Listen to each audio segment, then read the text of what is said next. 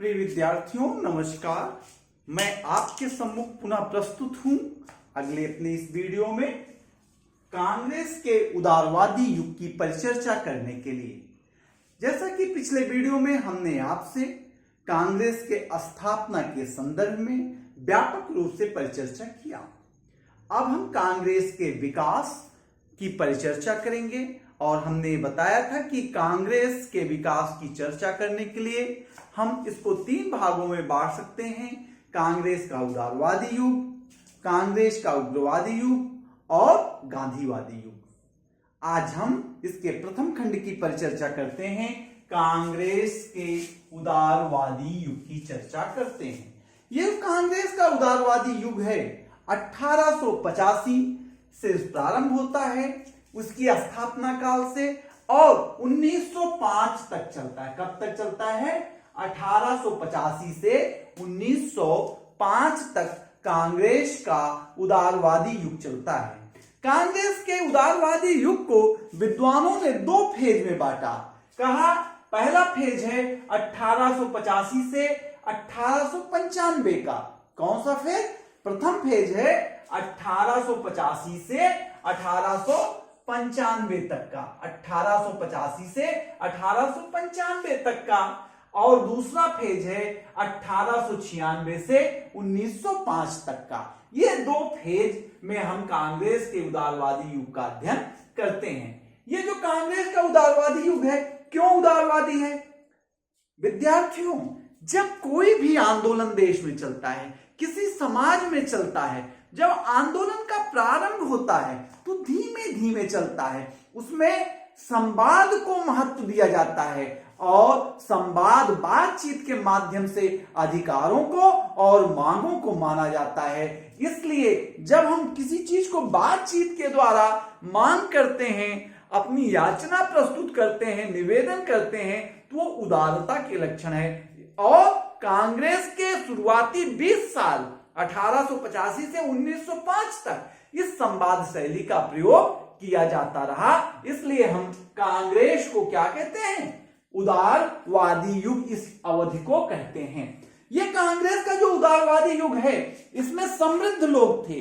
इसके जो सदस्य थे, नेता थे, अगुआ लोग थे, समृद्ध लोग हैं, बुद्धिजीवी लोग हैं, डॉक्टर हैं, इंजीनियर हैं, पत्रकार हैं, वकील हैं। इन लोगों ने कांग्रेस के इस युग का नेतृत्व किया। इसको उदारवादी कहने के पीछे और भी कारण है। जो कांग्रेसी लोग थे वो ब्रिटिश सरकार की न्यायप्रियता में अटूट विश्वास करते थे। वे मानते थे कि यदि अंग्रेजों को हमारी वास्तविक समस्याएं पता लग जाए, किसको पता लग जाए? अंग्रेजों को क्या पता लग जाए? हमारी समस्याएं, तो वे उसका समाधान अवश्य करेंगे। ऐसा भारतीय कांग्रेसी नेताओं का विश्वास था। और ये लोग क्रमिक सुधारों की मांग करते थे। कहते थे कि हमें ध्यान रखना चाहिए कि कौन सी मांग संभव है देनी और कौन सी मांग असंभव है। रनाडे ने बात खुल के कहा कि हमें मांग करते समय इस बात का ध्यान रखना चाहिए कि कौन सी मांग प्रदान की जा सकती है और कौन सी मांग नहीं प्रदान की जा सकती। और इन क्रमिक सुधारों के संदर्भ में मेन मुद्दा इन लोगों का था कि हमें राजनीतिक स्वशासन दिया जाए। किसके अंतर्गत? औपनिवेशिक व्यवस्था के अंदर। औपनिवेशिक व्यवस्था के अंतर्गत हमें क्या दे दिया जाए? राजनीतिक स्वशासन दे दिया जाए। और ये लोग जो थे पाश्चात्य सभ्यता और संस्कृति में विश्वास करते थे। मूल बात जो है वो ये है, किसके जो नेता लोग थे, कौन नेता था? डब्ल्यू.सी. बनर्जी हैं, फिरोज शाह मेहता हैं, दादा भाई नौरोजी हैं, बदरुद्दीन तैयब हैं, दिनसा वाचा हैं, लाल मोहन घोष हैं, रमेश चंद्र दत्त हैं, पी आनंद चार्लू हैं, रास बिहारी घोष हैं, एस.एन. बनर्जी हैं, गोखले हैं, रनाडे हैं। ये सारे लोग जो है ना, ये पाश्चात्य वातावरण की उपज है और ये उच्च और मध्यम वर्ग के लोग हैं। ऐसा इन लोगों के बारे में कहा जाने लगा कि ये जो लोग हैं रक्त और रंग से, रक्त और रंग से तो भारतीय हैं, लेकिन बुद्धि से, नैतिकता से, चिंतन से, सोच से, विचार से ये लोग अंग्रेज हैं। ये एक प्रकार से नई पाश्चात्य मदिरा पिए हुए लोग हैं, ऐसा विद्वानों का कहना है या मानना है। और इन लोगों ने कहा कि जो हमारा तरीका हो किसी चीज को मांगने का, वो कैसा हो, संवैधानिक हो। अर्थात उदारवादी नेताओं का जो तरीका था किसी चीज की मांग का, वो क्या था, संवैधानिक तरीका था। प्रार्थना पत्र के माध्यम से मांग करते थे, पिटिशन यानी याचना के माध्यम से मांग करते थे, मेमोरेंडम यानी कि अनुस्मृतियां देकर के, याद दिला करके मांग करते थे, राजनीतिक दबाव और नैतिक दबाव के माध्यम से अपनी मांगों को करते थे। आप इनको देखिए, इन कांग्रेस के अधिवेशन, कुछ अधिवेशनों को आप देखिए तो आपको लगेगा कि ये जो कांग्रेस है ये अपने को ब्रिटिश सरकार के अनुकूल बनाने का प्रयास करती है। ब्रिटिश के जो लोग हैं, आलोचकों के अनुकूल बनाने का प्रयास करती है। आप देखिए 1885 में अधिवेशन हुआ बंबई में, WC बनर्जी आए, अध्यक्ष हुए। इन्होंने क्या कहा कि हमारा उद्देश्य ब्रिटिश शासन का अस्थायित्व है और हमको थोड़ा प्रशासनिक भागीदारी प्रदान कर दिया जाए। क्या कहा, ब्रिटिश शासन का अस्थायित्व और प्रशासन में भागीदारी। हम ये चाहते हैं कि ब्रिटिश शासन अस्थायी रहे और भारतीयों को भी प्रशासन में थोड़ा भागीदारी मिले। 1886 कलकत्ता का अधिवेशन, कौन अध्यक्षता कर रहा है बेटा, दादा भाई नरौजी कर रहे हैं। कौन अध्यक्षता कर रहा है, दादा भाई नरौजी कर रहे हैं। नरौजी अपने अध्यक्षीय भाषण में क्या कहते हैं, कहते हैं भैया हम कांग्रेसी लोग जो हैं या कांग्रेस जो है ये वफादार है। किसका वफादार है, ब्रिटेन का वफादार है। किसका वफादार है, ब्रिटेन का वफादार है। और कहते हैं कि हम अंग्रेजी शिक्षा की भूरी भूरी प्रशंसा करते हैं। किसकी प्रशंसा करते हैं, अंग्रेजी शिक्षा की प्रशंसा करते हैं। आप देखिए 1887 में जो कांग्रेस का अधिवेशन हुआ उसमें कौन अध्यक्ष रहा, बदरुद्दीन तैयब थे। कौन था अध्यक्ष, बदरुद्दीन तैयब थे। लेकिन 1888 का जो इलाहाबाद कांग्रेस अधिवेशन हुआ इसमें किसको अध्यक्ष बनाया इन्होंने, जॉर्ज यूले को। क्यों बनाया, इनका उद्देश्य था कि जो अंग्रेजी आलोचक हैं कांग्रेस के उनको किसी तरीके से संतुष्ट किया जाए। ये क्या है, ये उदारवाद ही तो है। और 1889 में बंबई में अधिवेशन हुआ और किसको बनाया, विलियम वेंडरवर्न को बनाया। किसको बनाया, विलियम वेंडरवर्न को अध्यक्ष बनाया। क्यों बनाया, कि जो कांग्रेस के आलोचक हैं, कौन, कांग्रेस के आलोचक हैं, वो चुप हो जाएं। यानी ये लोग जो कांग्रेसी, इस वक्त के कांग्रेसी नेता हैं, इस बात पर ध्यान रखें कांग्रेस को कोई भी विद्रोही संगठन न कह सके। कांग्रेस अपने को वफादार साबित करती रहे। आप 1890 का कलकत्ता अधिवेशन देखिए।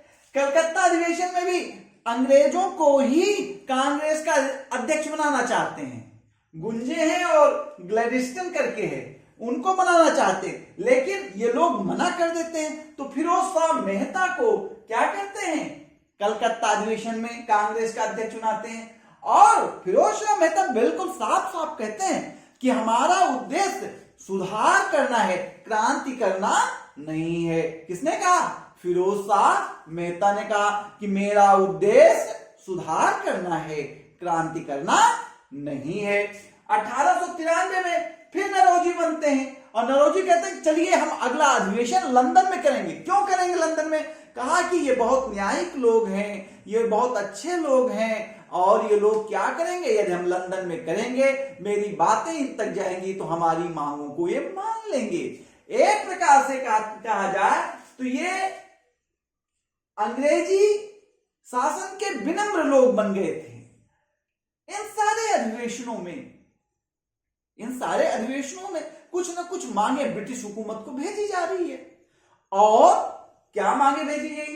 कहा कि विधान परिषद का आप विस्तार करिए। किसका विस्तार करिए? विधान परिषद का विस्तार करिए और मनोनयन हटाइए और आप क्या करिए? निर्वाचन की व्यवस्था शुरू करिए। भूमि कर को कम करिए, नमक कर को समाप्त करिए, कृषि बैंक को क्या करिए? खोलिए और उससे किसानों को खेती करने के लिए ऋण दीजिए। और क्या करिए? सेना पर व्यय कम करिए, सेना का प्रशिक्षण आप भारतीयों को दीजिए, सेना के विद्यालय आप खोलिए और क्या करिए आप? और कहा कि भारतीय जो हैं उनके हितों का विदेशों में आप संरक्षण करिए। जो इंडियन सिविल सर्विसेज है इसकी आयु आप बढ़ाइए और इसकी परीक्षा लंदन और कहां पे और भारत दोनों जगह आयोजित करिए। और जो शस्त्र कानून है इसको क्या करिए? आप संशोधित करिए। इस प्रकार से उदारवादी कांग्रेस अपना काम कर रही थी। ये जो उदारवादी कांग्रेस का पहला फेज है 1885 से 1895, इसमें उदारवादी कांग्रेस केवल यह साबित करने का प्रयास करती रही कि कांग्रेस कोई विद्रोही संगठन नहीं है। लेकिन 1896 से 1905 में हुआ क्या कि अब कांग्रेस के लोग 1895 से ही आप मान लीजिए उदारवादी युग का पतन शुरू हो रहा है, क्योंकि अब सरकार की आलोचना कांग्रेस करना स्टार्ट कर दी, बस धीमे धीमे स्वर में कर रही है। और इसीलिए 1895 में कांग्रेस का जब पतन शुरू हुआ उदारवादी युग का, किसका? उदारवादी युग का पतन शुरू होने लगा तो कांग्रेस ने दो काम किया कि ब्रिटिश सरकार की सहायता से सुधारों की बात थी उसका क्रियान्वयन किया जाए, उसको लागू किया जाए। और कांग्रेस के भीतर जो ब्रिटिश हुकूमत की आलोचना हो रही थी उसको क्या करने? नियंत्रण करने का प्रयास करने लगी। इस प्रकार से उदारवादी कांग्रेस या उदार कांग्रेस के उदारवादी युग का ये स्वरूप हमको दिखाई पड़ता है। और लेकिन ये आगे चल करके ये उदारवादी युग बहुत सफलता नहीं प्राप्त कर पाया। लेकिन इनकी बड़ी उपलब्धि ये रही कि 1892 का भारतीय परिषद अधिनियम पारित करा लिया, जिसमें प्रांतीय परिषदों का क्या हो गया? विस्तार हो गया। और एक प्रकार से लोगों को राजनीतिक शिक्षा मिल गई, लोगों को आंदोलन करने की एक ट्रेनिंग मिल गई। इस उदारवादी युग की यह सफलता रही। उदारवादी युग के असफलता का कारण हम देखें तो पहला कारण है ब्रिटिश हुकूमत बहुत न्यायप्रिय है, ऐसी अवधारणा का इनके द्वारा अपने अंदर आत्मसात कर लेना, यह सबसे बड़ी कमी रही। दूसरा था कि ये लोग पाश्चात्य शिक्षा में डूब गए और इनको लगा कि नहीं, अंग्रेजी शिक्षा ही महत्वपूर्ण है। जब अंग्रेजी चिंतक इतने बड़े बड़े स्वतंत्रता की बात करते हैं तो ये हमको भी स्वतंत्रता दे देंगे। और इनके जो सुधार के तरीके थे कि नहीं, प्रार्थना पत्र भेजिए, दबाव बनाइए नैतिक रूप से, और क्या करिए? याचना करिए, ये बहुत कमजोर थे। लोगों ने इसको भिक्षा वृत्ति की संज्ञा दिया। किसकी संज्ञा दिया? भिक्षा वृत्ति की। और अगला जो इनकी असफलता का कारण है वो सामान्य जनता, क्योंकि ये उच्च और मध्यम वर्ग के लोग थे। ये लोग कौन है? उच्च मध्यम वर्ग के लोग हैं। तो सामान्य जनता से ये कटे हुए लोग थे, इनका संपर्क नहीं हो पा रहा था। इसलिए जन सामान्य इनमें अपने लिए कोई एक बड़ा दृष्टिकोण नहीं देख पा रही थी, एक बड़ा अपने लिए हित नहीं देख पा रही थी। और स्वतंत्रता के लिए इनके पास सर्वथा एक व्यापक दृष्टिकोण का अभाव दिखाई पड़ता है। इन सब चीजों के बावजूद भी हम ये नहीं कह सकते कि ये लोग ब्रिटिश हुकूमत के अनुयायी लोग थे, भारत के अहितकर लोग थे। नहीं, इन्होंने भारत के हित में चिंतन किया और भारत को स्वतंत्र कराने के लिए एक मार्ग को नींव रखा, निर्माण किया। और इस प्रकार से कांग्रेस के उदारवादी युग की परिचर्चा हम करते हैं और हम अगले वीडियो में कांग्रेस के उग्रवादी युग की परिचर्चा करेंगे, क्योंकि उदारवादी युग को 1905 के आसपास लोगों ने चुनौती देना प्रारंभ कर दिया था। राष्ट्रवाद की भावना उग्र होने लगी थी। ऐसी स्थिति में उदारवादी युग का अवसान हो जाता है और उग्रवादी युग का प्रारंभ होता है।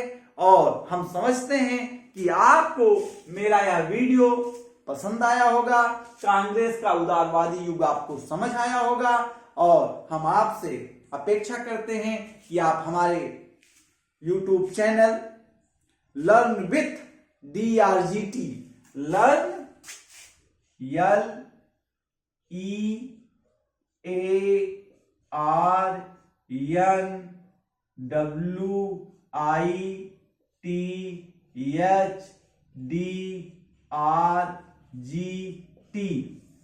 YouTube channel learn with DRGT को सब्सक्राइब करेंगे, शेयर करेंगे और हमें प्रोत्साहित करेंगे। धन्यवाद।